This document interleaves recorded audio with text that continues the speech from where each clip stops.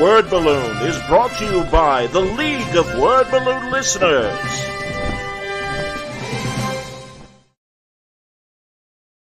This episode of Word Balloon is brought to you by AlexRossArt.com. Alex has a brand new graphic novel coming out from Marvel and Abrams Books, Fantastic Four Full Circle.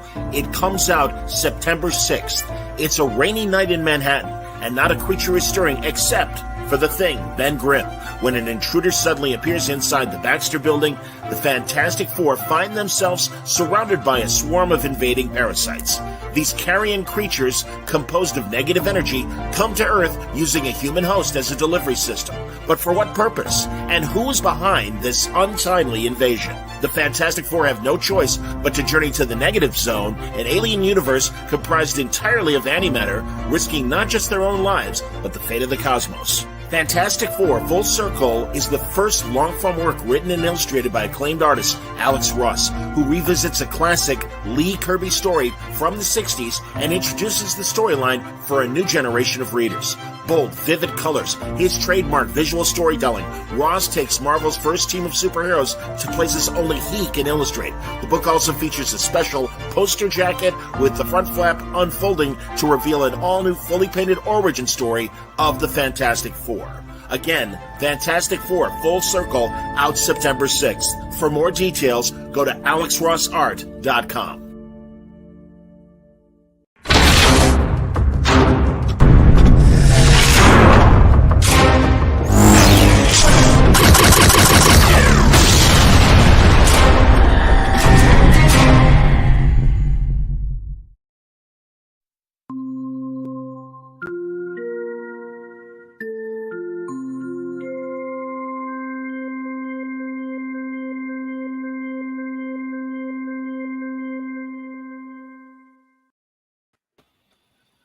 Hey. Hi, everybody. How you doing? Welcome again. It's time. Oh, yeah, Trek Watch. Oh, Mitch, or sorry, Wayne. Yeah, Sorry, we lost somebody. There we go. He's back. Maybe he's adjusting. Good to see everybody. We got Mitch. We got Wayne. And happy to have everybody back. Great week of Nerd TV. My God. I will say that I like everything I plan to talk about tonight. And including, I want to start with Lower Decks because Wayne is popping in and popping out. I imagine he's adjusting himself. He's phasing. He didn't like what you had to say already. Yeah, exactly. He's like, I'm out of here. Well, I'm going to start. I know Wayne was actually pretty positive about it as well. He saw it first. And honestly, dare I say it, the best episode of Star Trek Lower Decks that they've made to date. That is my feeling. I would give it 5 out of 5. I agree with John. Just pops in. Is it because it was written by the show creator, perhaps? It certainly helped because he probably understands the balance best. No, Mitch, Francis, what do you guys think? I haven't noticed. I wasn't here for the episode before talking, and I hated that one just for the record. As did I, and truly, I'm like, all right, 2 crappy episodes in a row. Very disappointed. Yeah, other than the first episode, I wasn't crazy about this season so far. But this new episode, really, I got to say, it was fantastic. I got to say, this new episode was a real turnaround for me. I loved the episode. I thought the funny was funny where it was supposed to be. I thought the story was good. It hit all the proper beats of a Star Trek story. Granted that they had to sprinkle the funny in, but they did. But they did it well. Yeah. Mitch? No, it seemed like a totally different show. Literally like a different television show. I'm like, is this the same goofy-ass show that we've been watching for 3 years and swearing about it? And I'm like, if they want to stay like this, which I always thought, why not do serious Star Trek? But they wanted to be wacky, so I never agreed with that approach. But yeah, if they just stayed like this, I would watch it every week and have no problem because it was intriguing. Yeah.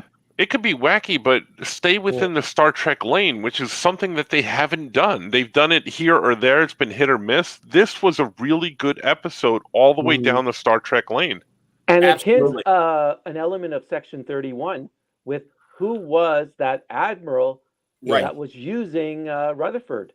If it was an admiral, I got to be honest, I think it was Cisco. Cisco. Oh, I don't know, and I'm sure there'll be an explanation, but the fact that he was shadowy, he looked like he was bald. My assumption was that maybe it was a Section 31 mission, and that Cisco was involved in some way or some sort of Starfleet undercover thing. But yeah, real fast, I'm not a television writer. Obviously, I only play one on YouTube. But that said, I do think that it would be easier to write Lower Decks because you have the framework of Star Trek to play off of. You don't need to invent, well, how do we do a story? What do we do? And this is a great example of it. You got Rutherford, and I love how they developed the character. I love the idea. Okay, great. He's got this implant. We've talked about it in previous seasons. You find out that there's another personality to Rutherford. That's great. Certainly when he was in his own mind in the limbo, it kind of was like Tapestry, that great Picard episode where Q stepped back in his past. And so that was all great for the straight story. And then, Jesus, it was a great idea to have them be career day Starfleet. That's funny. And that woman on the right, kind of an asshole Vosh. Yeah, I was going to say, it reminded me a lot of Vosh. I thought it was at first, yeah. Me too. Oh. I was expecting it to be Vosh. But that's the thing, man. So it's like it's right in front of you. Why is it taking so long for you people to do this? And it figures, of course, Mike McMahon did it. Mike McMahon has written or co-written, I think, 5 of the 25 episodes we've gotten so far, where his name's front and center. He did the pilot. He did the cliffhangers and the first episodes of the following seasons, both this past second season and first episode of season 3 and last episode of season 1 into season 2. And they are among the better episodes. I was going to say, I don't know which ones are which, but I would wager that those were the episodes that I liked more than the others. But this episode was really right on the money. Unbelievable. Yep. And true to their characters. I mean, that's the thing. I mean, and also Mariner wasn't always as annoying as she could be. But fine, she's got a rival in that archaeologist. Okay, great. Boimler is absolutely the Starfleet nerd, and his mental breakdown going crazy. Yeah. We were meant to examine quasars.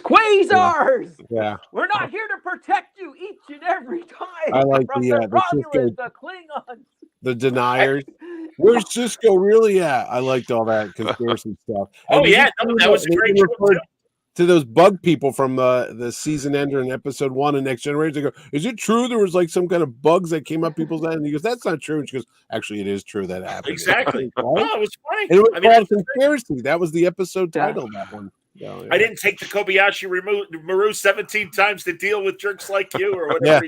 That was, again, it's like, and also, and I've said this before, other shows have done comedy parodies of Star Trek. I'm sorry, I just think it should be easier. And also, you've got over 700 episodes from Roddenberry to Berman Trek to do straight stories like they did with Rutherford. And that's why I'm like, this should be simpler.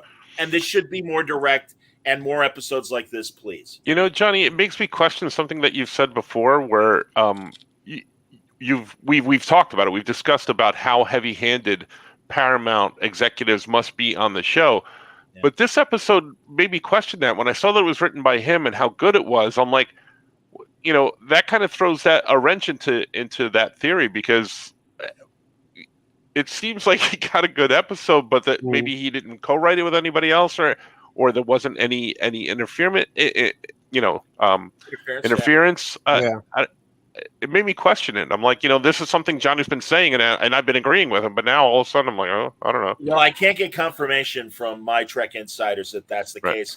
But that said, this wasn't in any way controversial. I mean, they know that it's a Star Trek parody, and I think it stayed within the lines of still being very Star Trek-y, but also trying to be funny. So I wouldn't think Paramount would have an objection to this episode. And I sent you guys the message, and I was in the airport waiting for my flight to fly down in Cincinnati, and I'm going, this is an amazing episode. Yeah. And you guys thought I was crazy. I want to watch it again. I know. Honestly, I haven't had time to watch it again, but I have a feeling I will.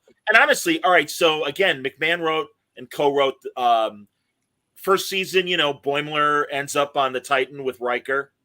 And then we get Boimler on the on the Titan while the lower decks people are doing their thing. So that was the cliffhanger first episode of season 2. Season 2 into season 3, it was the Pakleds plot to implicate Captain Freeman, and then she gets arrested, and then she blew up the Pakled thing, and then they of course steal the ship, and you saw they went to Montana and were on the Zephyr Cochrane ride and everything.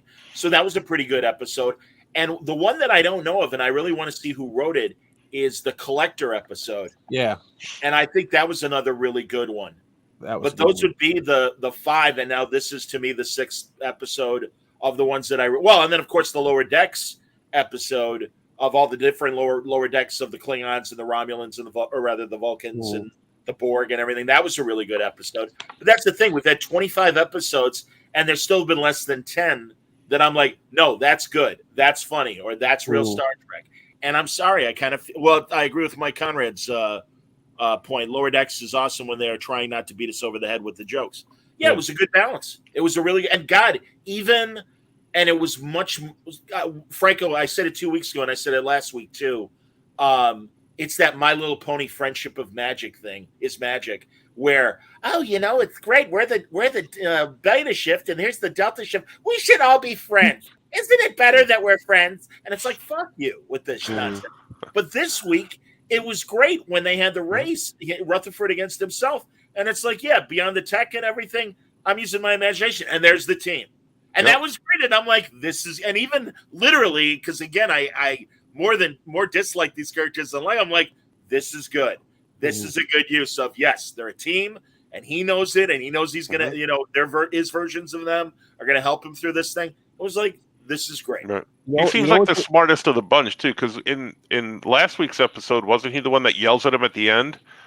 Because, he couldn't get the room. They didn't get the room. All shared it, you morons. I said, isn't it weird? It's taken 2.5 seasons before you actually find some backstory about the main characters. And I was like, wait a minute. All along, they've just told us, Mariner's the daughter of the captain, and she's a spoiled brat. Boimler's a nerd. But if they ever went back, and I don't think they ever have, and said, why did these people join Starfleet to begin with? Because you this guy's a schlep, and this one over here, and we don't know what's her name? Tendi. They did kind of say that Tendi joined to almost like play against the stereotypes. The slave girl so thing. They gave us a little bit of her. It would have been something, how by the time in Star Trek, you already had Picard went home, you had Worf's family come on, you had his brother, who was played by Paul Sorvino. You had all these other characters. You had Riker's dad come on once. It wouldn't kill the show just to do a little tiny thing like here's Boimler's parents and or his brother is like a big admiral. Wouldn't that be something like he's trying to play up that? Yeah. No, you're right, man. They should have done it in the first season because again, it was Mariner. Mariner's great. Mariner solves everything. She's so cool. Every She's so week, cool. Yeah. And it's like, no, not really. And then again, we it's funny. Remember I don't know if you guys ever saw it. I think it was a Judd Apatow movie, The 5-Year Engagement, with Emily, I forget her name, and Jason Segel from How I Met Your Mother. Yeah. And then they were the couple that you focused on, but actually I think it was Emily Blunt. And then also you had Alison Brie and Chris Pratt. And they were like Alison Brie was Emily what's her face's sister. Yeah. And Chris Pratt was Jason Segel's best friend, and they end up hooking up. And it's like that couple is much funnier than the leads. Yeah. And I think Rutherford and Tendi from the start have been more interesting characters than I'm scared to death of everything Boimler and I know everything Mariner. Yeah. And that's why it's better. And they gave us a little bit of Rutherford and Tendi and their friendship building. And I even like Tendi erasing Rutherford's memory and all. Yeah, the cache or what? Emptying the cache. Yeah. No, it was great because that kind of triggered the whole thing. It was like you couldn't sleep right, and she's like, "Oh, let me clear it up for you." And boom. Yeah, no, it was again. I just think it was incredibly smart. Good backstory for Rutherford, and the whole career day Starfleet thing was actually very funny. Shocking. Okay. All right, now let's um, see what we get. Mike McMahon didn't write the Collector episode. Oh, he did. Okay, I Yeah. didn't think so. No, it was Chris Kula. All right. I don't know See, what at first I thought it was going to be a Mirror Mirror episode. When I saw that Mhm. red eyepiece, I go, "Oh, they somehow got the Mirror Mirror one in." And they faked us out. And Yeah. they faked us out with that because I think everybody thought that. Me and Chucky were watching, and it's like, oh, mirror, mirror, and it's like, nope, even better. But here's a question: he had the same attitude that Mariner has when he joined Starfleet. Like his original personality was, I want to do what I want. I want to be able to build a warp engine if I want to build a warp engine. You know, it was Yeah, like, I kind of chalked it up to being a cocky newcomer. But he chose not to be in Starfleet because he couldn't do all that. And I think that's another even better. He's like, what are you? Why are you an idiot? You joined Starfleet? What's wrong with you? And it was really, really great. I mean, it really and it had more sense because like Mariner, and also maybe that's kind of a little subtext with Mariner and the archaeologist, that she does get to do what she wants, and she is so independent and everything. You know, I go online and I see some people talking about the show and how much they love the show and how much it's a great show, and I'm like, are these people watching the same thing I'm watching? And now I'm thinking, I wonder what they think of this episode. I wonder if they hate this episode or love this episode. I bet they. I read a bunch of reviews of this episode, and I was really pleased that some of them are like, finally, Lower Decks gets it right. And it's like, and my two buddies, John Price and Larry Young, they like Lower Decks a hell of a lot more than we do. And I haven't heard them talk specifically about this episode. They moved their show from Fridays to Tuesdays now, so I will be interested when they broadcast in 2 days and what they think of it. But no, I mean, I suspect that because again, it hits all the notes that we want. But I guess as far as the other episodes, they're satisfied with the amount of humor and the amount of Star Trek and the characters and everything. We love this. Yeah. Even the background characters, the supporting guys had stuff to do. Like the Bajoran guy was like, "Hey, what do you call him? Little Bear or something?" Little Bear. And I was Baby Bear. He knew it wasn't really him. I was like, "Oh, that's clever." So yeah, the whole thing was just taken seriously. You think we got a note from the execs, like course correction, like, "Hey, could you go in there and fix this? This is your show, Mike. Go back there and set it back the way maybe that's the way they wanted it to be, and it's gotten off course because." He's not. No, I mean, my feeling is again that maybe they come with sharper episodes, and Paramount's like, nah, tone it down, or whatever, and that this is one that they like. Okay, we have no problem with this, and McMahon actually got what he wanted to put out there and everything. The one thing I did hear from my background people is that as much as I want it to be a lot edgier in the way that Rick and Morty and solar opposites are and things like the solar opposites, right? Yep. Yeah. Like, no, that's not the show that McMahon or Paramount wanted. That they wanted a show that had a little bit of. And I also compared it to Harley Quinn, and especially given that they wrapped up, and I talked to Pat Schumacher on Monday, and I'm like, man, I am amazed at what Warner Brothers allows Pat and the Harley Quinn people to do, because that is a very much R-rated show, and they let them get away with everything, and that's terrific. I mean, good Lord, the season opened with a parody of a porno of Harley and Ivy. Yeah. I mean, it's how much have you watched, Franco? 3-4 episodes in on Harley Quinn. Okay, yeah. So you've seen enough. God, did you see the Villain Awards show? Yes, I did see that episode. The Villain. That was so goddamn funny, and I loved. I mean, everything they did. The in memoriam was fantastic. Yeah. Yeah, I mean that's a great show, and I understand what they're doing with Lower Decks. Like they wanted to stay in this lane, but if that's what they wanted, and this is the type of show they wanted, this episode clearly indicates what the show should be. All the other episodes have veered way off course at one time or another.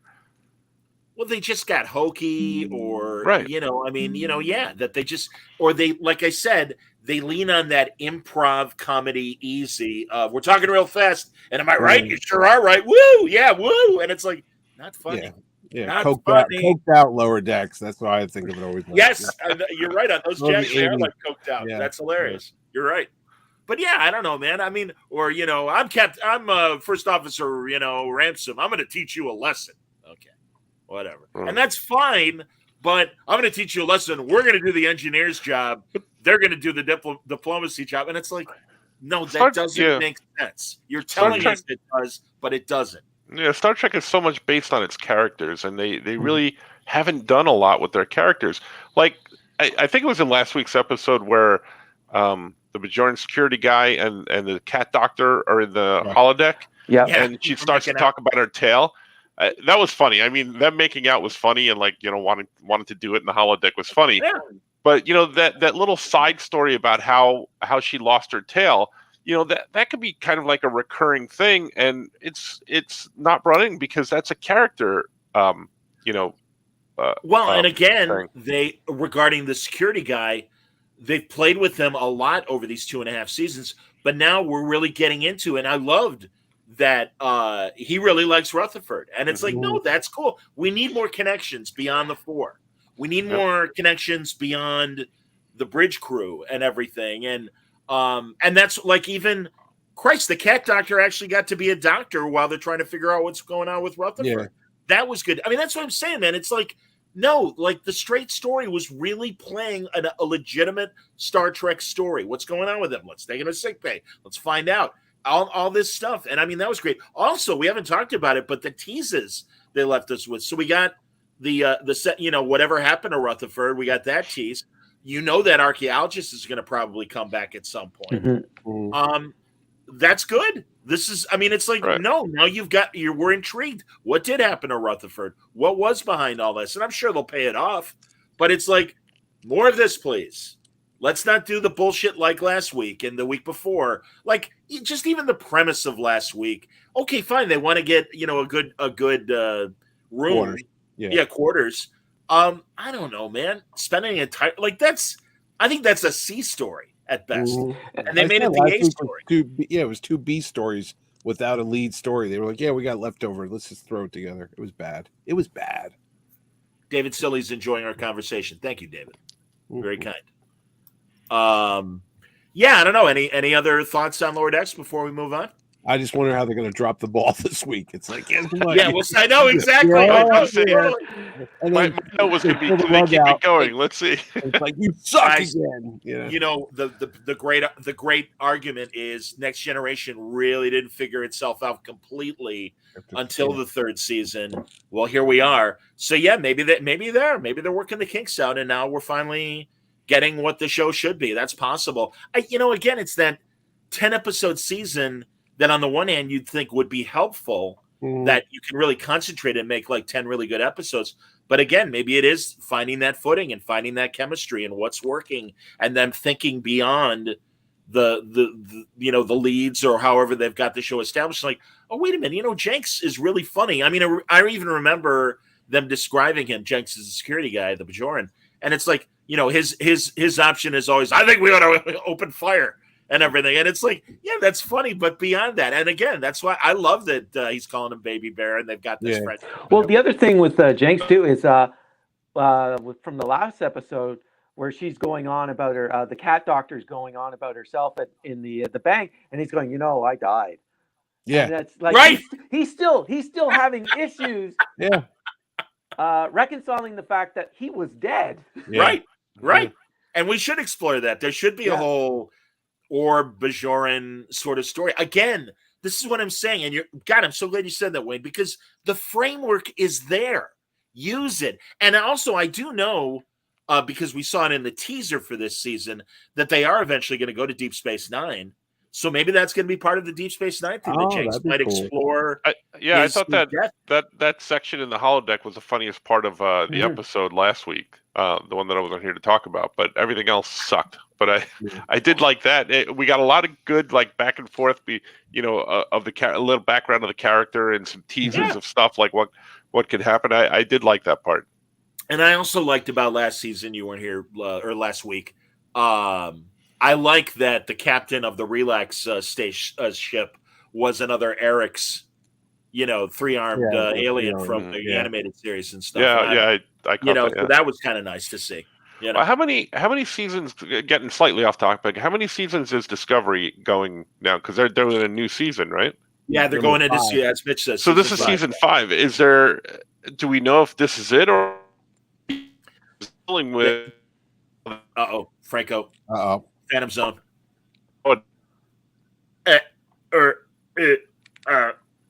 I look forward to whatever. There's the face. He's back. Oh, sorry. 5 seasons, but usually like shows go for 5 seasons and then they end them. I'm wondering if that's going to happen with these shows, and if Lower Deck starts to find its groove and then gets good, if they're gonna do the same thing. I'm wondering. Just I hear you, and I keep.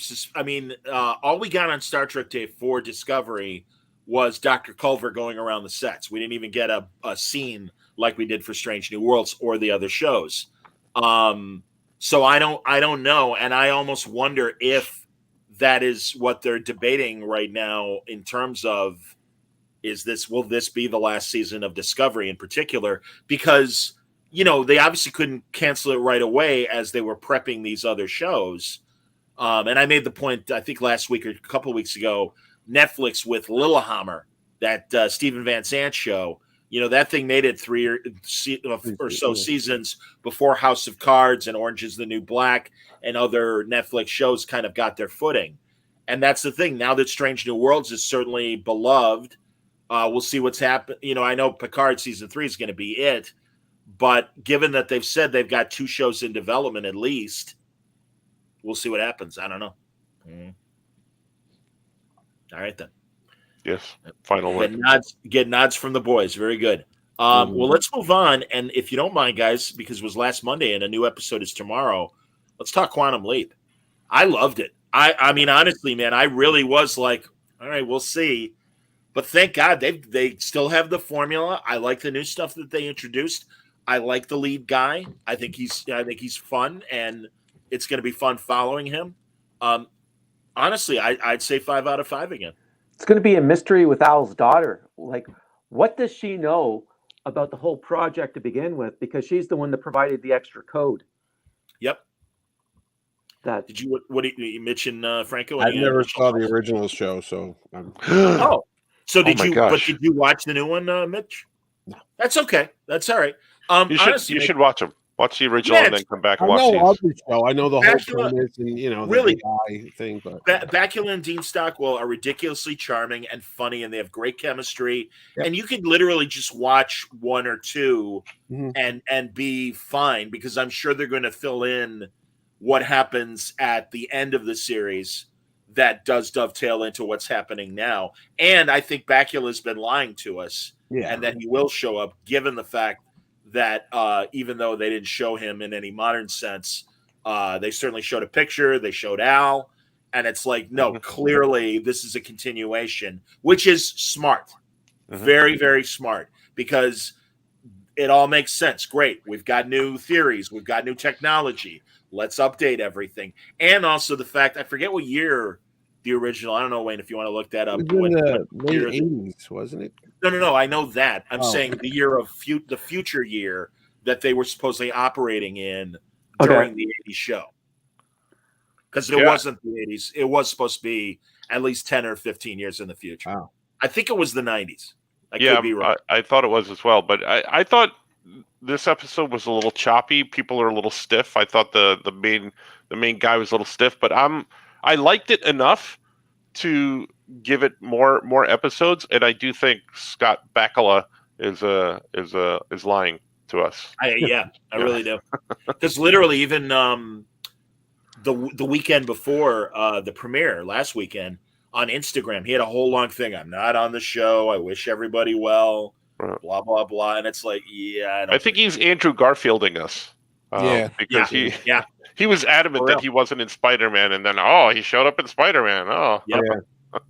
No, I completely agree. But yeah, I like the chemistry with Al's daughter, and we haven't seen Al's daughter. She's the shadowy figure that goes into text them. Right, Text she was them on at the beginning. security. She was right, on right, the, right. She was the one that So added is the that additional code. so is and as she says, what's the new guy's name? Shame on me. The character Ben Song. Ben. Song. That's right. So Ben's Al, that's his fiance, and That's he his doesn't remember fiance. that. Yep. Okay. And she was the one that was supposed to go into the quantum matrix. Right. She was the Right. one that was She supposed to be doing. Yeah, she was the one that leap. was supposed to go, and he was Right. supposed to be the AI guy. The Leaper. Yeah, the Leaper. No, I wonder if they're gonna. I mean, really, again, man, you've got a lot of interesting things. You know, we had the evil Leaper storyline, and who's to say maybe that storyline isn't happening in the reboot? I hope it does. No, I really think and also I read a slight spoiler in that Ben will be able to leap outside of his timeline, and they're going to have an Old West story, so that's going to be fun. Oh wow! But I like Ben. I think Ben is incredibly likable. I love the way he, is that in that great classic Quantum Leap way, fish out of water. All right, I'm gonna do the best I can while not really knowing what's going on. I bought all that. I thought the story that supported was interesting enough, and yeah, I think he's charming and clever. I like him. I'm excited. I'm hoping that some Ghostbusters show up. Yeah, I know Ernie Hudson exactly. I like the Black Ghostbuster. So that's one of my favorite SNL bits. Julia Louis-Dreyfus and Mary Gross are hosting a Ghostbusters show with Jim Belushi, and they're like saying, "So who's your favorite Ghostbuster?" And Julia Louis-Dreyfus is like, "I like the Black Ghostbuster." And Mary Gross is like, "But he did nothing. The Black Ghostbuster did nothing." Like, yeah, it's all right. It's Ernie Hudson. No, Ernie Hudson was fantastic. I mean, and that's the thing. I even like that it's a bigger crew than Al Gushy. I forget Al's girlfriend's name that he was dating on the show. And they didn't have enough control room scenes in the old show for my taste. I would have loved more. But no, that was funny shit. Gushy. Dave Silly. Love the new Quantum Leap. It was the first network show I've been excited about in years. 100%, Dave. I told Chucky the same thing. He didn't watch it yet. And I'm like, it's the best over-the-air network show that I've been excited about since, I would say, The Good Place. Yes. All right. Okay, I can't get a year for where it's supposed to be taking place, the original series. I think in the front crawl of the episode, it says when the original year is for the original leaps. Yeah. But Mitch, they're rerunning it on Sci-Fi Channel, which makes sense given that it's all NBC. Years ago, when I started watching it, it was on repeated on USA, and I would watch just random episodes as they came on. So you don't have to watch it in order. All right. I think it's on Netflix too, or Peacock, one of those. I would check. It's got to be on Peacock. I would think it's a no-brainer, especially again to support the new show, that it's got to be on Peacock. It's great. It's great. So honestly, and like we've said, truly watch one or two, and you'll either like it or not like it. But I think I truly think it was one of the better late '80s, early '90s shows. Definitely. Donald Bellisario, the creator. They wanted to do one, Mitch, because he was he's Airwolf guy. Yeah, that's hilarious. They did not want to do an Airwolf crossover. They didn't want to cross over on another show, and that was Magnum. They wanted to do an episode, and everybody was willing to do it, including Tom Selleck, showing up for a final minute when he's himself again, or in the chamber. I have no idea, but I have heard him interviewed about it and read interviews where that was the plan, was to do a Magnum tribute and have everybody back. TC and Larry Manetti, and I don't know about Hillerman, but that it would have been Bakula doing a Magnum episode, which I'm like, yes, please. That would have been awesome. Yeah.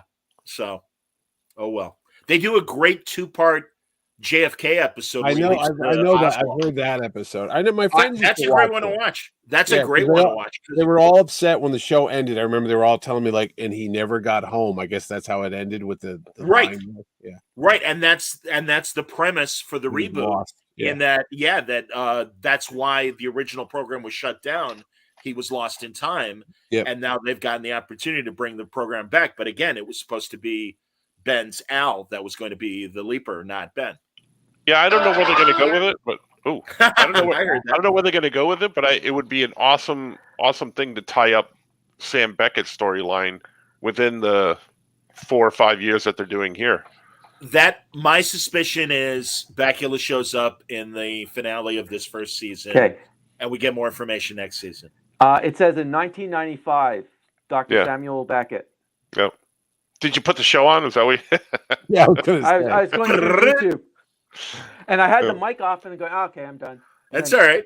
I love. There's one in the montage of the opening. He's wearing it looks like a Bears football jersey, and I think he's got Butkus's number, which cracked me up. He doesn't leap into death, Butkus, unfortunately. Oh, that'd be. Bears won, by the way, today. Shocking. And I'm not a big football guy, but I'm like, oh my god, they actually won. So anyway, yeah, I'm very excited for Quantum Leap. I really am thrilled to be excited about watching it tomorrow night. It's another day of the week where we got another good nerd sci-fi show to watch and enjoy. Andor or She-Hulk next? Either one. Andor sucked. Andor. I love Star Wars. I'm a Star Wars guy. Yeah, why do you like it? I fell asleep through the first 2 episodes multiple times. And because I sit and I watch Star Wars, like I usually put stuff on in the studio, like Quantum Leap I had on in the studio while I was working. Lower Decks is not a show that I'm going to pay attention to a lot, so I'll have it on while I'm working in the studio. But Star Wars and Marvel shows, I sit down and watch them. And I said to my son during the 3rd episode, because we watched them all in the span of a chunk of time, but I kept falling asleep. And I said to my son, is it me? Because I kept falling asleep and missed a lot. Or could everything in episode 1 and 2 have been done in the first 10 minutes of the episode and then have a good episode 3? Because I liked episode 3 where they were going with it, but I'm like, why is this so slow? There was a lot of setup in the first 2. Real fast before because I want to hear more. Obviously, I want to hear more Andor comments, but my buddy Jeff Quarter put this up, and it's going to obliterate 2 faces at least. Oh, no, it's not. According to, I don't know what mavvaron.com is, answers to common questions about Quantum Leap. Quantum Leap was set roughly to 6 to 6.5 years in the future relative to the show's air dates. So at any given time, Sam and Al would be 6 to 6.5 years older than someone born in 1953 or 45 in our reality. Thank you. Thanks, Jeff. All right. There you go. I like it. Back to. Oh, wait. Another quick Quantum Leap comment. I feel like I'm in a Quantum Leap right now because I'm going back in time. Sam, I'm not expecting much from the new Quantum Leap, but I was pleasantly surprised. Love to the nods to the original. Yeah, agreed. Absolutely. All right, Andor. I gotta say, I'm in the same boat with Franco. I couldn't wait to watch this show. Not like I was dying to the Mandalorian, but I was like, Star Wars. It's exactly okay. Yeah, the trailer was intriguing. And I watched those Ewoks shows, so I'm waiting for something good. So I'm sitting there. It goes on. I didn't watch it in the morning when I'm tired. I waited to the evening. I was like, this is good. I got the big TV on, the sound cranked up. Everybody's cool with the sound. And I'm like, nothing's happening. And it just kept going. And I said, is this like a French art film? Because I even said as a joke, I'm like, all I wanted it to be was in black and white with like water dripping slowly in the background because it was so fucking artsy. And I'm like, I get it, he's a rebel, but I'm like, this is Star Wars, okay? It's not Masterpiece Theater, it's not on PBS, it's the same show where they have bounty hunters and Jabba the Hutt, and you can't shift the tone. Well, they did, what am I saying? But you can't go from like whiz bang Saturday morning adventure to like the Bourne Identity in my book, because I was like, this is too fucking realistic and I'm bored. And then you're right, it got good at the end. But even episode 3, they threw in some kind of video game type of thing where all these like engines were dropping with chains, and I go, what the hell is this? Why would you make these things if they're that precarious that they're going to fall and crush you if they suddenly fall? I'm like, who built this? Mario, Donkey Kong? Oh no, but that was the warehouse where they probably fixed the freighters.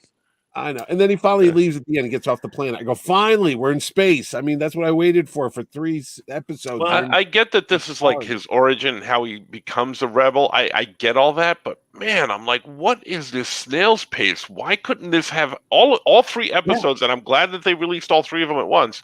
Yeah. Because it should have just been one episode, an hour long. Not I like agree with 3 that. 40-minute episodes. I I think do they agree with that. realized it when they had those episodes. They go, we can't just put this first one on by itself because people won't come back for episode 2. So put all 3 on and just get some action. And it Well, didn't and kick in until the end. You know, I liked it better than you guys did. I agree with Brad here, who says it absolutely had a Blade Runner tone to it.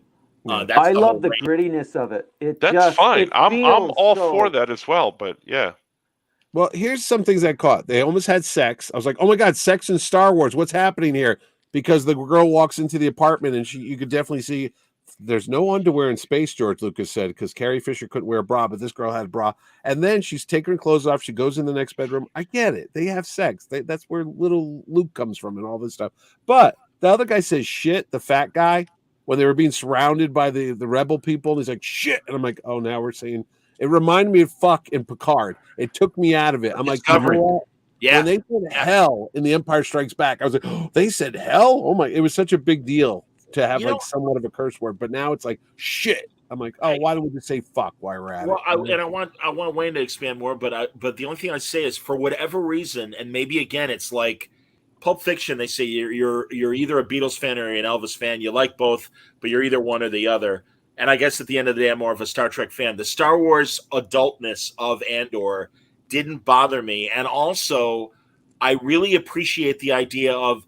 I like the fantasy aspect of Star Wars. I like the magic of the Jedi and all that stuff. But we do have an opportunity to tell a rebel story. I agree that it was slow paced in these three episodes, but this is what I liked about a lot of the Dark Horse Star Wars comics, that we got more into what was happening on the planets beyond Jedis, and let's what it was like. I mean, there were a lot of really good stories that John Ostrander in particular wrote, and Gabe Hardman and Karina Becco, that had very little magic in them, but definitely were more rebel stories. But Wayne, you really haven't talked. Yeah, no, for me, I just love the look of it. It's like the beginning of the French underground for World War II. That this is what it is. Yep. These are the people that you're going to recruit. You're going to recruit, and being a rebel is not all glamorous. You're not going to have a nice little light sword and then hit that 3-meter exhaust port exactly. No, you're going to be out there. You're going to have to do what you're going to need to do to get the job done. It's going to involve people, and it's going to be involve people getting killed. But what I liked about it, it looked like, again, because they stayed away from the volume, that they just filmed it like practical. Like this was more practical than the previous shows. It has an organic feel to it when you're watching it. And it'll be interesting to see when they move on to Coruscant. Will it still be able to maintain that organic feel, or is it going to look like, oh, it's just like the volume all over again? Quarter says, with Mitch and Franco, it took the 3rd episode to pick up. Agreed. The first couple episodes struck me as Star Wars filler until Mando is, etc. I don't know what that means. Comes up to bat, or rather lightsaber, bring on the Dr. Alpha series. He wants that. No, I get it, Jeff, and I hear what you're saying. I wouldn't disagree. And again, that's obviously why they released all 3 episodes up front. But I'm really looking forward to more connective tissue to Rogue One. I love Rogue One. I think Rogue One, and even I accept. I mean, I loved, even though it was such a gimmick, animated General Tarkin, animated dead Peter Cushing. Leia, good Lord, it's like she almost gets like Betty Boop eyes at the end. And she's like, oh, and it's like, all right, easy. But and I love the sequence of Vader just force punching the people that he was fighting at the end and everything. But I really liked the whole heist mission of Rogue One, and that, again, like Wayne just said, that we were following real people and stuff. Here, Mike says, so with Andor, when do the blue skin aliens with the white hair and the antenna show up? Ultimate crossover. Very nice. Yeah, really. Exactly. Yeah, a bit of Discovery season 3 as far as the synonymous. Hammer was on the wrong set. He couldn't see because of the eyes. He was like, "Are we filming this? Get out! It's the wrong Star thing. Get out of here!" Yeah, my legs. You're on the wrong show. No. No, I'll tell you that maybe because I know what's going to happen to this guy, because we all do. He gets killed, spoiler alert, in Rogue One, and it's only 5 years before that. So it's like, well, he doesn't have much to, 5 years. Yeah, forgive me, Mitch, but honestly, I'm sorry, Mitch. I talked to you. Please say that again. No, I was going to say he's a rebel. He's joining the rebellion, Right. Because that's what's his name? Skarsgård comes. Right. This is the origin story. And I'm like, you got 5 years, and you're just going to go from being this kid from Lord of the Flies in the jungle, who they took, which I thought was interesting because he was this primitive kid, and this alien ship lands, which I'm like, that's a whole great show because they never really talked about that in Star Wars. Like, they land with this technology into like the Ewok village. These people thought 3PO was a god because they don't know. You're blowing their minds. And they abducted this kid because they knew he was probably going to get killed when the Empire showed up or whatever. I'm like, that was really cool. I would have liked to learn how maybe they'll show you in future episodes, how he could accept that there's this big spacefaring alien races out there, because that would freak you out, wouldn't it? If you lived on a planet and then tomorrow you find out there's Wookiees and robots and droids. That part I liked it, and then but the whole thing, like in 5 years, I thought they explained it that was the mining colony that had the accident. So they already had ships. They already had seen all that technology. Ships. But whatever happened on the planet basically eliminated all the adults, and that was what was left was the kids were in the wearing house. their outfits. I caught that. It was like, oh, why are they wearing like grown-ups clothes? Kind of like Mad Max Beyond Thunderdome when the plane crashed and all the kids grew up to be there. Was it just because I was asleep also? But did anyone else have trouble between the transitions of like the flashbacks and the future stuff? I'm like, at one point, I'm like, wait a minute, what is going on here? Is that the future? Yeah. No. What they're doing is they were setting up the parallels of what was happening in his early life to what was happening now. Wayne, I get that, and I agree with you about the look. Yeah, I agree with you about the look of the show and everything. I just think that it was super slow, and I got very confused going back and forth. At one point, I had to like ask my son, I'm like, what the hell is going on? I felt like a senile old man. Like, I don't understand anything. You have to start watching Tenet backwards, and you'll understand it. No, I said Ingmar Bergman in space. That's what I was watching for a minute. Okay, I think that could be my problem. Is I've watched a lot of Bergman movies. I've watched a lot of the European, and the pacing is. I'm so used to it. I call it Tinker Tailor Soldier Rebel. It was like a John McClane. Yeah, but that's good. I think that's good. And the other thing I would say, Mitch, and you'll forgive me, but I had to pounce on this a little bit. Yeah. I always am surprised when you're like, well, we know what's going to happen to him in 5 years, so who cares? And it's like, it's not the destination, it's the journey. The story is the journey. And I'm sorry, again, I'm not dismissing that's how you feel about, we know what's going to happen to Andor. Why should we care? It's like, because this is like his journey. Well, I've never grown like Captain Pike. I've known about him since I was like a kid, and Darth Vader and Obi-Wan Kenobi. You grew up with them for 45 years, so it's like Han Solo. All those people mean much to me. Andor had one movie, and I was like, okay, and I'm not really in love with the guy. But given that he dies in this one movie, this is the opportunity to tell his story. But I won't deny, I'm a big Diego Luna fan. I think he's great. I don't disagree with you, Johnny. However, it does take me out of situations when he gets into them, like all these engines with chains being held up, dropping on him. I know he's not going to die. Right. There is no suspense for me here because I know that he's not going to die here. You could say that about the Obi-Wan series. Absolutely. Yeah. And I did. And I say that about Strange New Worlds and Pike as well. But, again, I like Pike. I like the journey that we're going on. I'm okay with the journey. However, I know that there's no suspense because I know what happens to these characters already. I'll tell you what. I was thinking about this because I knew we were going to be talking about this tonight. And you talked about Quantum Leap. And I was like, oh, that was a show in the NBC in the 80s. And I didn't get into it. But I was like, you know what Star Wars could do? And remember Baba Black Sheep? Sure, love that show. They were going to do the X-Wing movie. They just canceled it with the woman director. Rogue Squadron. Yeah, I can't think. Patty something. Yeah, Patty Jenkins from they pulled it off the schedule. I was like, if Disney had like a World War II X-Wing, they have all these books, the X-Wing comics, the X-Wings novels. I go, if you had like Wedge Antilles, who we know lives all the way up until Rise of Skywalker because he was 100%. There for a second. And all these other like Wedge and James. I would love to see a Wedge series. I would love to watch that because it's like, the big battle's going on. They're kind of minor characters, but they've been in all the movies. So you do know them a little bit. And you know that some of them live, some of them die. And it would just be like new characters, new situations. You could go around the galaxy. You could have like That's what I love about Star Wars. Black Sheep. What I love about Star Wars is there's the opportunity to do so many different things. There's so many different stories. Like this Andor story is espionage and underground stuff. Right. I love it. I'm all for it. I'm all for an X-Wing show. I'd be all for a Tales from the Jedi show where we feature a different Jedi like every week or whatever in a different adventure. I'm all for that stuff. It just give me content that works. Don't give me something that's sprawled over like 17 episodes and gets me nowhere. I didn't remember that Wedge is in Rogue One. Well, Wedge. Well, he's obviously one of the pilots in the background, but he's in Rise of Skywalker at the end. No, that's Dennis Watterson. That's the original Wedge. And that's what I was going to say. I would love to see a Wedge series where you've got old Wedge and flashbacks to young Wedge, and keep it going. Dennis Watterson made a very, very good BBC crime comedy show called New Tricks.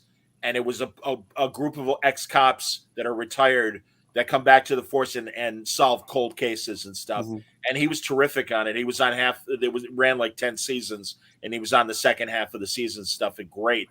And I'm a big fan of his just in general as an actor. I would love to see him come back, and I think it's an excellent idea. And I agree with Franco, and this is the same thing with Star Trek. I want a Star Trek medical show. I want a show with a guy like the lawyer Cogley from the original series Court Martial episode, Elijah Cook, and I want to see more or Star Trek West Wing, and there have been a few novels that have explored Star Trek West Wing. No, I think in both universes there are huge opportunities to tell different stories beyond. What are we gonna do? That's it. But any other Andor thoughts? Should we move on? Well, that Tales of the Jedi show's coming on. It's animated. And by the way, as much as we don't have Rogue Squadron, we did get Bad Batch, and Bad Batch was great. That's coming out in January season 2. I like Bad Batch a lot. Yeah, I think that was a good show.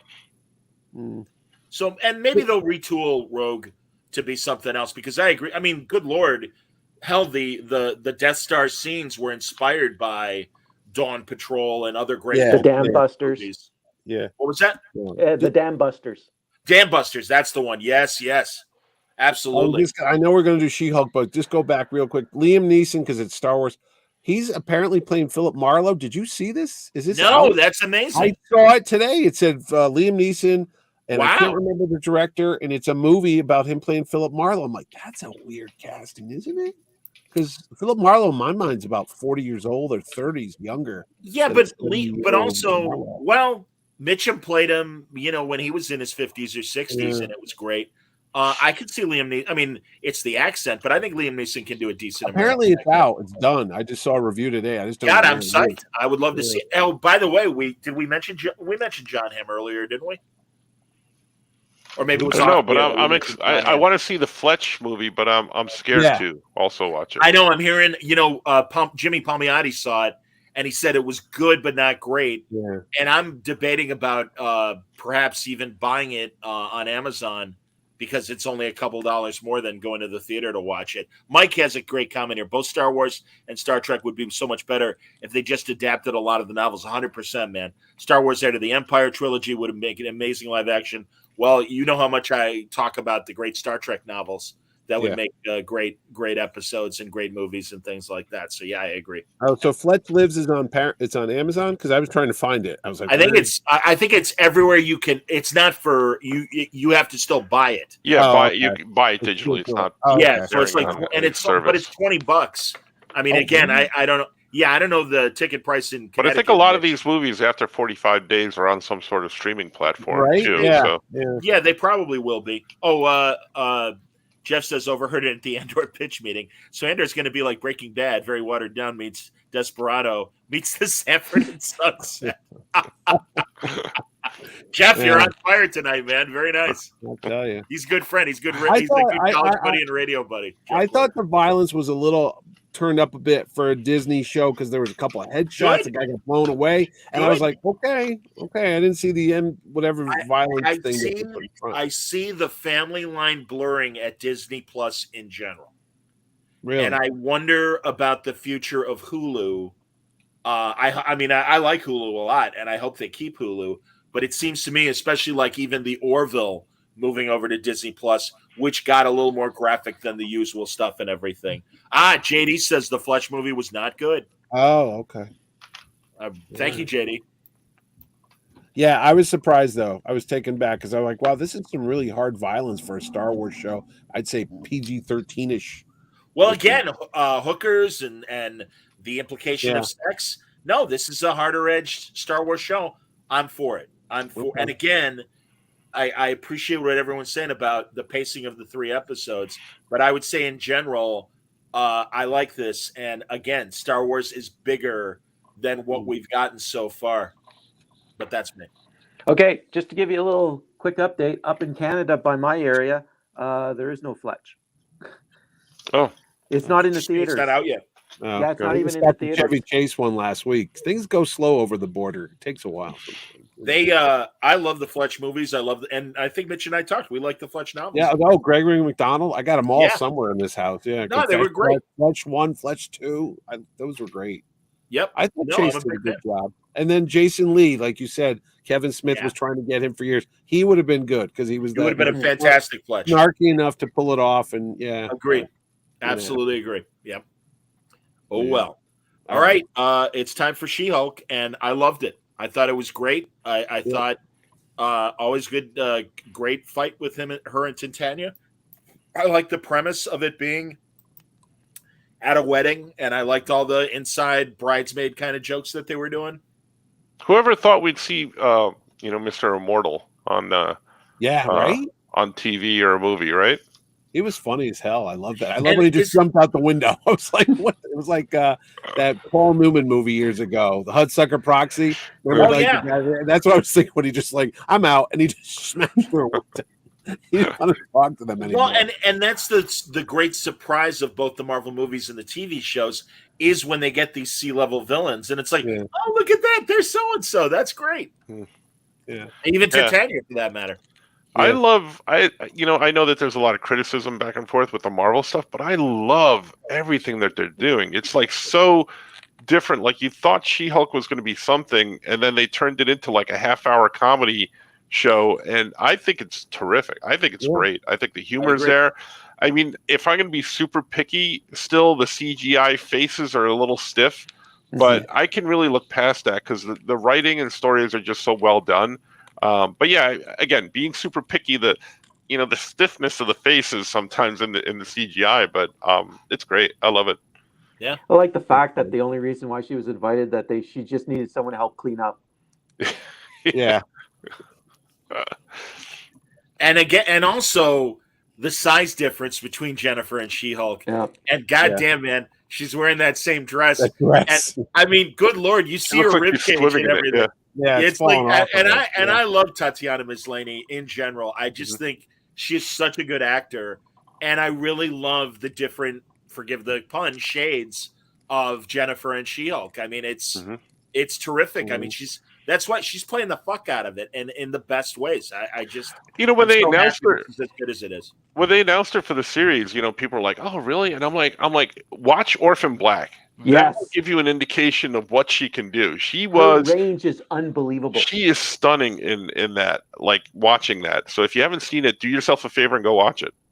And the different personalities of the various clones in Orphan Black. And that's why I was like, oh, no, she's got it. And her first San Diego, the buzz was already out on Orphan Black. I couldn't get into the panel. It wasn't in Hall H, but it was in one of the bigger ballrooms. And I couldn't get in, and I'm like, that sucks because you're right. I mean, literally from the pilot will either grab you or you won't be interested in Orphan Black. And I think it's one of the best first episodes. And I kind of felt at the end, it didn't quite jump the shark, but it got a little weaker in the last season. I agree. But no, it's a great, great series. And again, her ability to play these different clones. I was just like, you watch it episode by episode, and you're like, what is she do? How is she doing this? Like, someone either I interviewed somebody that was with Orphan Black, I don't remember, but they would the cameras as they would shoot each part of her doing the different clones were like robotically controlled, so that when it was time for her to play a different clone, while they're talking to each other, the camera would still do the same moves, and they were able to like lock in camera shots, and that's what made, as opposed to the old-fashioned 60s split screen and everything when you do an actor playing two roles. It's like Serena and Samantha in Bewitched. Yeah. You know, technologically, what you just explained, I thought was amazing. But even wiping all of that away, her performance alone, totally, as the different clones, is just like amazing. Oh my God, the grad student was totally different from the Karen. I mean, she was a Karen before the Karen definition and name popped up, and she's hilarious as that housewife and just her regular person. And again, I mean, God, it's just God. Even when she was a guy, and she was Mike, and it, you know, I mean, it's that show is just so great, and Matt Frewer was terrific on that show. The whole cast. I agree with you, man. And yeah, right away, I'm like, this woman is going places. She's an incredible actor, and I'm really happy that, like I said, as soon as she was cast as She-Hulk, I'm like, they got the right woman. I'm good. Yep. So no, I loved it. I loved the callback to Titania. I don't know what's going to happen by the end of the season. I'm interested to see what happens to her teeth. I know. Yeah, her veneers were all nasty. Yeah, that was nasty. I was like, ooh. And again, that actress, and I forget her name, but she was great on The Good Place, and she's killing it on She-Hulk. I think it's Jamil Beal. Yes. Say it again. Jamel Beal. Yeah. Okay, Jamel Beal. Yeah. No, I think she wasn't she a host with the guys from those comedians, the Impractical Jokers. She did some sort of game show with them or something like that. Yeah, game show. Yeah. But also, you know what? One of my new favorites is the assistant.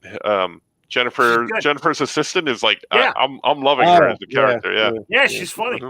She solved all the divorce problems with the Immortal Man. Yeah, you're going to get 15 seconds of eye contact. Yeah.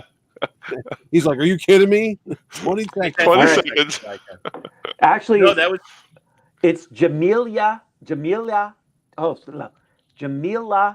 Jamil. Yeah. That's Titania. Yeah. Shit. I was going to say also, it's very much a chick show. Yeah. But it's good. And it's fine, and it's inherently a woman's show, but that's fine. It's still funny. It's still entertaining. It's still interesting. And that's why like I said, all the bridesmaids jokes, all the jokes about, okay, we're dealing with a misogynist in the Immortal Man. But it's funny. So it's okay. I mean, that's like, I don't mind a certain political edge if you deliver the entertainment and the story and the characters. And that's what's, it's like, I forget who I just literally saw talking about it in general. I think it was actually Alexander Siddig from Deep Space Nine. Siddig Al-Fayel is his real name. But he's like, you got to remember, we have to entertain. It has to still be entertaining. And we have to tell a good story with good characters. And that's the difference of when new Star Trek fails. And it's like, thanks for the editorial. Please give us a good story. Please give us good characters. Right. Stories come from all points of view. Characters come from all points of view. But if it's good, you get past that and you're like, okay, I don't agree with their politics or I don't agree with what they did, but the story was good. And that's what really counts. That's why this works. That's why the Marvel shows work. That's why Miss Marvel, with all the people that complained about it, was just good. It was good. It was good storytelling, good characterization. That's a family you may not have seen before or dealt with before, but you're into the story because it's a good story. Yeah. Sorry. Her mom and dad were fantastic. And the brother, that was like, I love that show. I thought Miss Marvel was the best of the bunch so far. TV shows, Did they announce the second season? And I know she's going to be in the movie, but they announced the second season, right? How about Brie Larson's red carpet comments at D23, where someone's like, "Oh, you're going to do more?" I don't know. Do people want me to be in it more? Yeah, she's always got. Man, you can't get out of your own way, can you, lady? Yeah. Okay, whatever. I mean, truly, it's like, you can't deny there are haters out there, but it's like, maybe you could actually turn the other cheek and be more positive about your shit. What were you saying, Rich? Excuse me. I was going to say she leans into it. She gives them the fodder that they'll point to and go, look, she's still up, whatever. She's just miserable, And she's like, I am. What are you going to do about it? It's like, Why? You don't want us to like you? Okay. Yeah, okay. well, And again, I'm not a hater. No, And I but- didn't know but I who do she kind was. of- I went into it going, okay, who's this? And then But- instantly I'm like, okay, no one likes this. And again, I really do think it was 50-50. And it's like, why not lean into like Moses Ingram. what's it? Ingram? Oh, the girl from Obi-Wan? Yeah. Lean into the positive. Lean into the positive. And Moses Ingram. It's like, okay, but half the audience likes you, so fuck those haters. You know, it's like, what are you doing? I don't know. But whatever. Something to bitch about. Well, we'll see what the Marvels looks like when that movie comes out. And again, I don't want to spoil for Franco the rest of the Harley Quinn season. I thought it was amazing. I was relieved, especially with all the cuts at HBO Max, that they've already announced season 4 for Harley Quinn. Oh, they did? Great. Yep. And also hats off to my buddy Pat Schumacher, who's one of the executive producers of Abbott Elementary and the creator and star of Abbott Elementary, won the Best Actress Emmy. Yeah. And that's great. And because that's another network show that is legitimately funny and new and fresh. And it's on ABC. And actually, their new season just started last week. Yeah, I just saw the pilot episode, and it was very triggering for me, so I couldn't watch anymore. David's like, yes, Harley Quinn is an incredible show. So happy it's continuing. Again, everyone's acting their asses off on that show. Alan Tudyk, to do what he does and not only plays Clayface, but plays Clayface playing another character. And I don't know how far I don't remember what episodes, Franco, that you really get into. I know he was James Gunn's seat. I think I watched that. Yeah. And then didn't he kill Billy Bob Thornton? Yes, he did. All right, good, because yes, he ultimately has to pretend to be Billy Bob Thornton. So he's imitating Billy Bob Thornton while being Clayface. And it's hilarious. And also the fact that they really got Billy Bob Thornton to be himself, and James Gunn for that matter. But I'm like, Pat, was that really Billy Bob Thornton? He's like, oh yeah. I'm like, Jesus Christ, man, that's great. I'm like, what did he think? He goes, he was cool about everything, but we wanted him to scream when Catwoman's lion eats him or whatever. And he's like, I don't scream. And it's like, okay, you get somebody else to scream for him. So that was the one thing he wouldn't do. But I love that's in his contract. I don't scream. Exactly. And I'm just so happy for Patrick Schumacher, because he did, and I'm sure you guys may or may not remember, he did that NBC show with Vanessa Hudgens, Powerless, with Alan Tudyk, that only made it through like 9 or 10 episodes on air. And it was a great premise. Yeah, it was the damage control for the DC universe, right? Right. It was an insurance company that was supported by the Wayne's cousin or something like that on the show. Right. Yeah, I remember that. Yeah. Adam West's last role was on that show. Who was? Adam West, yes. That's right. Yeah. Yep. Patrick told me that if everyone hasn't seen Powerless, that it's on the CW's website. You can stream it off the CW's website now. Man, the CW, by the way, it sounds like whenever Nexstar is like the likely people that are going to buy the CW from Warner Brothers, I will be very. I don't think the Arrowverse is long for the CW, and that's fine. I mean, the Arrowverse has had a nice 10-year run going into the new seasons that we're going to get coming up, in October and subsequently. But I mean, I hope everyone enjoyed the last 10 years because, I think Nexstar is going to be a very different owner of CW, and I don't expect a lot of DC programming. And again, what happens to HBO Max? We're in the midst of Stargirl. I'm behind. I'll confess, but I even that, which I think is a great show, I have a feeling this was its last season. Yeah. Stargirl is really good. Yeah, Flash is wrapping up, and then you just got Superman and Lois, which is a really good show, but love it. Kind of on its own, really. They don't really. Oh yeah, no. They even finally declared that despite the previous crossovers, this isn't the same Superman. That this is a Superman on a different planet, and that's okay. I don't mind it because Gigantic Jeff is like, "Wow, how come the Arrow guys don't show up?" And obviously they did themselves no favors that Diggle was crossing over and showing up on Superman and Lois. But I'm like, The show is called Superman and Lois. Yeah. You know, it's like, no, Superman's going to solve it. And then same thing when they were doing crossovers, like, why does Superman come in and help Supergirl? Because the name of the show is Supergirl. Yeah, no, That's and I why. saw something Melissa Benoist a week or two ago. It said, "Oh, I'd love to pop into Superman and Lois." I go, "They ain't going to do that because they'll fuck up everything if she shows up." Well, or she could be from a parallel. I mean, introducing the Bizarro world, there is the potential for there still to be the multiverse and everything. But but I'm very curious as we get into the next season of Superman and Lois, which I don't know if it starts. I'm assuming it won't start till the winter. Next, early 2023 or mid 2023.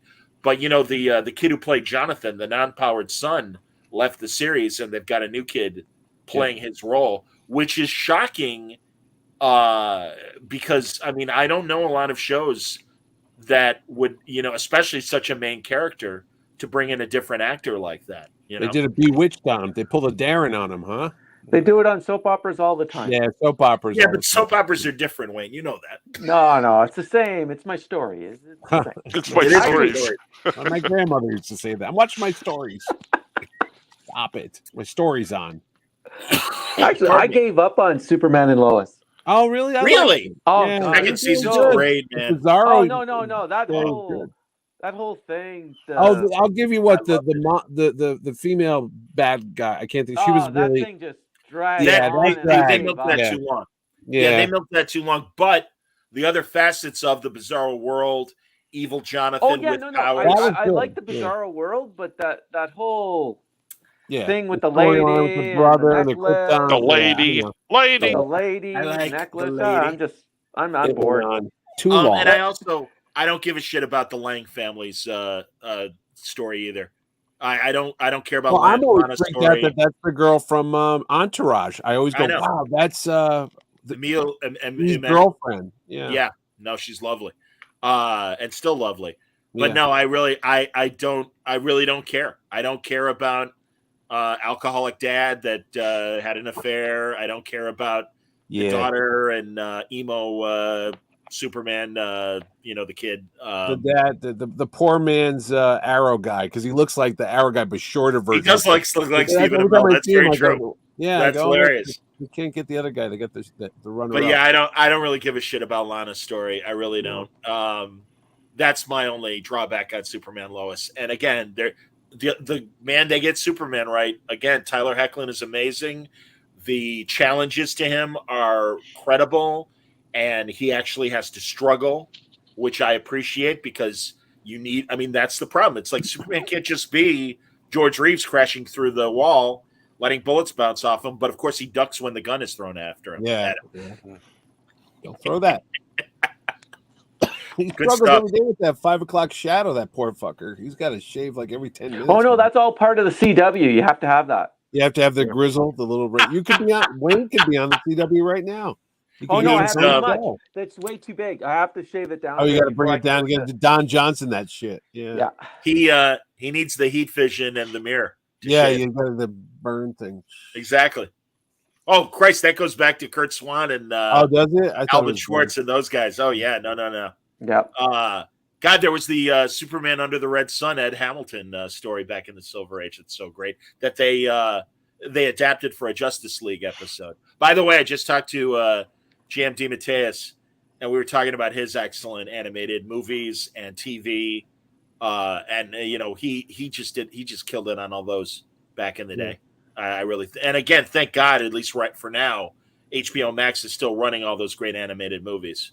So speaking of that, did you know?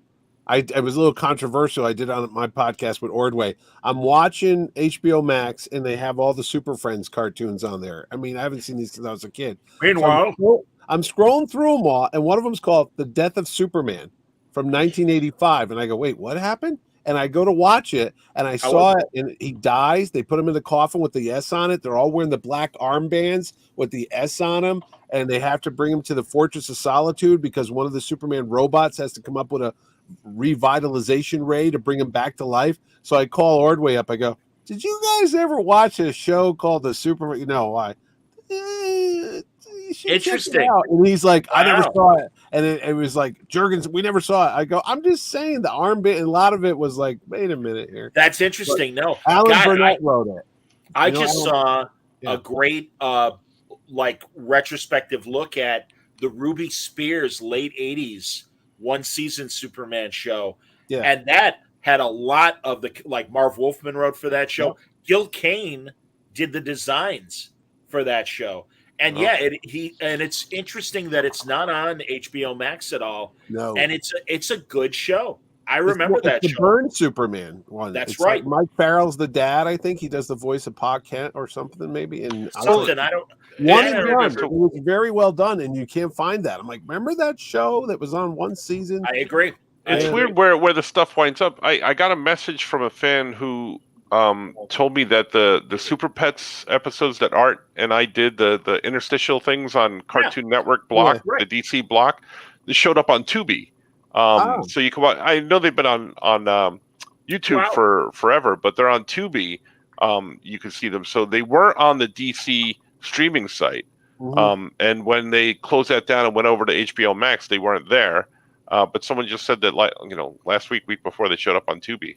That's awesome. I got to screen cap my cameo in the Crypto Streaky one where me and Jimmy the Muscle are in the capsized boat and Crypto. I'm wondering where the Hanna-Barbera Fantastic Fours are. They used to show those on Channel 5 in New York when I was a kid. I haven't seen those in like 40 years now. David Finn says you can download that Superman 80s cartoon pretty easily. Oh, it's good. Okay. And I agree. Absolutely. And no, I agree with you, Mitch, that Fantastic Four Hanna-Barbera series was excellent. Right? From the 60s. Yeah, it was really, really good. Did you know the Jetsons started 60 years ago the other day? What's that? The Jetsons were 60 years old the other day. I was like, wait, what? Holy crap. All the early 60s stuff. Yeah. Wasn't that the big thing this summer that George Jetson was born this year? That's hilarious. I didn't realize it was set in the 2020s. That's great. Oh, wow. Well, it wasn't set, but he was born. So, like, he's 40 something. That's true. 40, even that. Yeah, that's funny. That's very funny. A lot of weird stuff. Well, and also just the mere fact that as iconic as the Jetsons is, there's only one original season, unlike the Flintstones that had like 5 or 7 seasons. Wait, the Jetsons was only one season? I didn't know that. I thought that from the 80s. When they made the movie, they made more new episodes, and they got that stupid cat that has like slinky kind of springy legs. Those are the shitty ones. Those are the shitty ones. But the original run was only one season. A lot of the Hanna-Barbera is like 1 season, 2 season tops. Well, but those 1 or 2 seasons ran for like 60 episodes. Exactly. Well, yeah. Oh, okay. But I know Mark Hamill talked about that with the Genie cartoon with Joe Besser as Babu, Yapple Dapple. Yeah. And he was all excited. I saw him to say this in an interview. It was the #1 Saturday morning cartoon.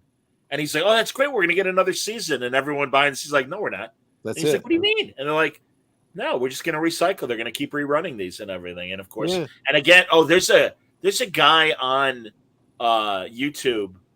There's actually 2 different people. One guy is totally just showing especially 80s and 90s cartoons, and that's fun. But there's also another guy that goes from like 1968 or 69 to the early 70s. And not only does he show the full episodes, but he shows the commercials that were running as well. Oh, wow. Oh, my God, what a time warp. Oh, my God. All the breakfast cereals and the toys. Oh, I saw a great Quisp commercial. And, the Quisp and the Captain Crunch commercials were totally Jay Ward, the Rocky and Bullwinkle producer, and same voices and the same kind of writing. So, those, like Captain Crunch, you can watch a minute-long Captain Crunch, and it's as funny as any Rocky and Bullwinkle. I'm not kidding. What's this, on YouTube you saw this? Yeah. Oh, okay. Fantastic. Yeah, just look up Saturday morning cartoons, and you'll find the blocks of the retro show like that. That's one of those rabbit holes you'll be on for hours. You'll be like, oh, let me watch one. And next thing you know, like, they have this, and 12 hours go by. Brad says Monet Media does those Saturday morning mixes on YouTube. Yeah.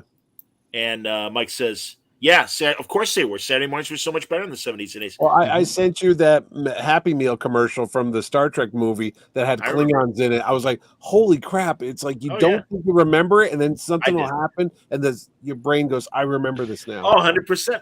Absolutely. Did I bring this up with you guys, or was it maybe it was on the IEP podcast that I remember distinctly waking up early to watch Super Friends when it was on Saturday mornings. Yeah. And I would wake up before everybody else. And I remember at the end of one episode, they were running some sort of contest where you can write a script and send it in. And nobody else remembers this, but I remember seeing it on the end credits. It wasn't on the show. It was just like the end credits, and they're like, if you would like to submit, whatever. And I missed the address. So I'm like, all right, next week I'm going to get up, and I'm going to get up early and write down the address so I have it because I want to write my script. And the next week it wasn't there. And nobody else remembers this, and I don't know, because that's kind of what got me into writing.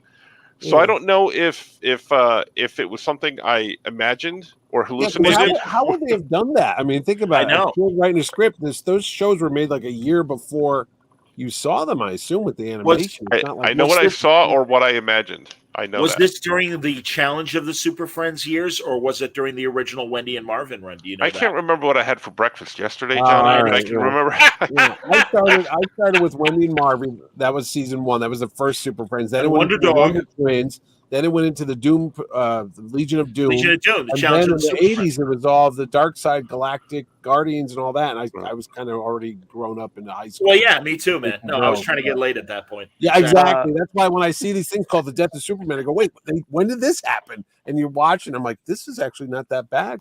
Well, or they would split the episode into stories. Yeah.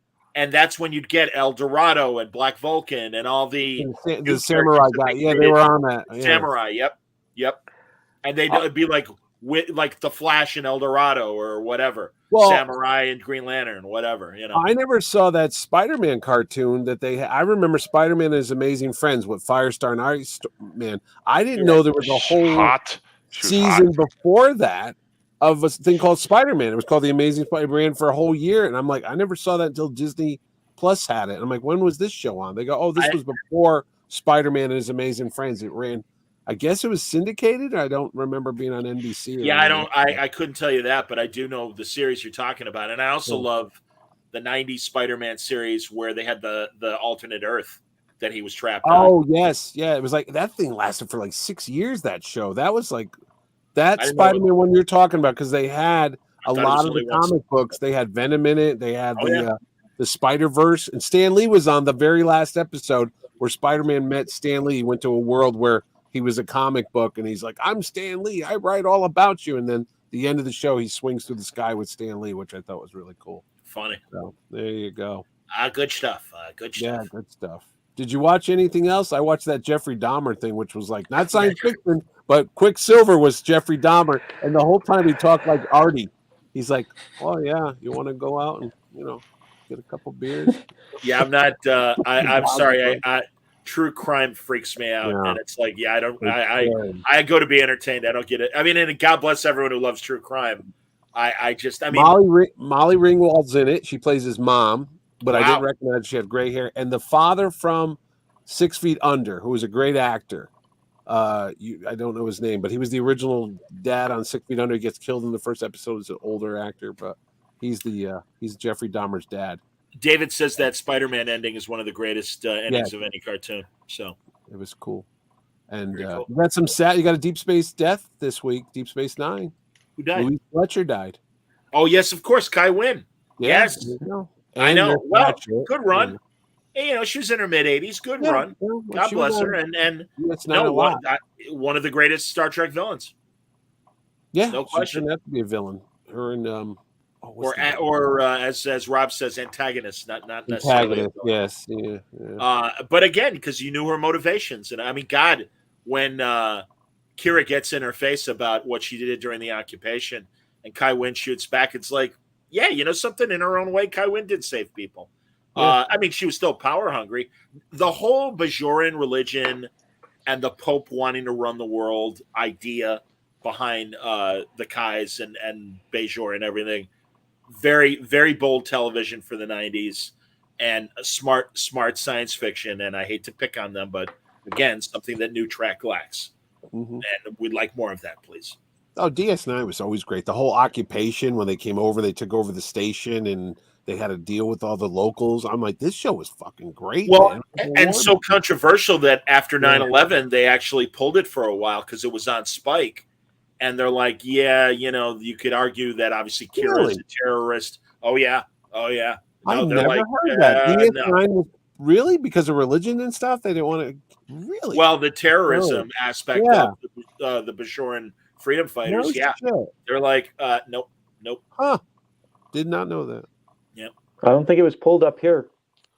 Well, it's That's Canada. good. Or down here, yeah. They didn't have Fletch, so they had to give you something. Up there. No, you're right. Yeah, exactly. In lieu of Fletch. No, and in fact, it's funny. I saw there's a guy that is a YouTuber that has done a lot of. Oh, you'll appreciate this. A lot of Trek interviews, and he's had a lot of the regular cast members. But it was hilarious. I'm like, oh, he had the guy that played the Ferengi on Discovery in 2 different episodes, and I'm like, maybe I missed something. Maybe they really delve into the character more. But then I looked him up on both the actor and the character on Memory Alpha. And no, he's a glorified extra. He's a background actor. That's what he's, and I understand, and that's good because it's a little more significant than just walking in a corridor behind something going on. But still, it's like, no, he again, I'm like, I don't want to hear this guy talk. I'm like, he knows nothing about where the Ferengi are. And maybe they'll finally give him some dialogue in season 5. I have no idea. But it's just like, fuck that. And also, I before we started today, and I've got it bookmarked to watch later. I guess Siddig Al-Fael, Alexander Siddig, had his own YouTube show, and there's one interview that he does with Kira. What's her name? Nana Visitor. Nana Visitor. Thank you. And of course, they had the. I don't know if they're going to get into it or not, but obviously he knocked her up during the series. Yeah, no, they had a daughter, I believe. Yep. So I mean, based on other interviews of them separately and stuff, it seems like they're fine. Oh, and also for to promote Star Trek Fleet Command, the online game, IGN just did a 45-minute interview with Nana Visitor, Colomini, and Jadzia. Which one? Terry Farrell. Oh, how is Colomini doing? I haven't seen him in movies. Great. Great. He looks great and funny. I mean, they had great stories. Some sort of not Deadwood, but Steel Wheels or some Western about okay. Yeah. With Anson Mount show before New Worlds. Yeah. Oh, okay. Western. Yep. Yeah. Oh, and I am. It hasn't been locked in as far as the time and day, but Gary Conway, who was one of the leads in Land of the Giants, and is the physical model for Alex Ross in the Fantastic Four Full Circle. There you go. There it is. His agent Gary apparently really wants to do some more podcast interviews. Wow. And Sal is hooking me up with Gary Conway, who not only was the lead in Land of the Giants and also the legman detective on the Gene Barry mid-60s show Burke's Law. So that means I can talk to him about Irwin Allen and Aaron Spelling. But back in the 50s, I was a teenage Frankenstein. He was really? That's the guy?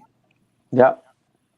I am very excited to be talking to Gary. At that guy, he was Frankenstein. There you go. That's the face. That's the Gary Conway face. Absolutely. I am so excited to talk to this guy. I can't tell you. And sounds like he's great. You're going to love talking to him. So, how old is he? 80s? He's in his 80s. No, he's in his 80s. Wow. God bless him. But that's why I'm sure he's just kind of hanging out. And he has a winery. And there was even a video of him doing a presentation in Tokyo from a couple of years ago about wine. And I guess he's got a very successful California winery. So, yeah, there you go. Once again, I leave everybody with stunned silence when I make those kinds of observations. I got nothing to say. Nothing. All right, guys, we did good. Today would have been Christopher Reeve's 70th birthday. Very sad. Yeah, Valerie Perrine acknowledged it on her Twitter feed. Yeah. And by the way, the Valerie documentary is out on more platforms than just Vimeo. And again, I can't recommend enough that people watch it. It's a terrific story about her life and where she is right now, sadly with MS and everything, but it's a great story. It's an amazing story. Mike says that FF Alex Ross book is amazing. I snagged myself a slipcase, limited edition copy. Understood, man. It is great. Fantastic. I have it on my shelf. I'm going to read it at some point. It's amazing. It's a great story. Alex nails it both visually and the story as well. I love it. I absolutely love it. Yeah, I had no doubt about the visuals. Oh, of course, of course.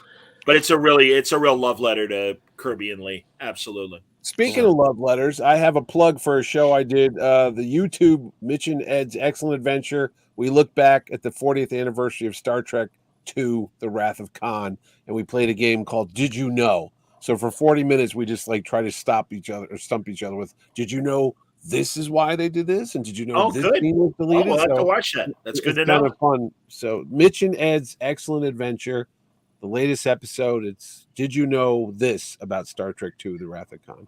It sounds good. Help me out.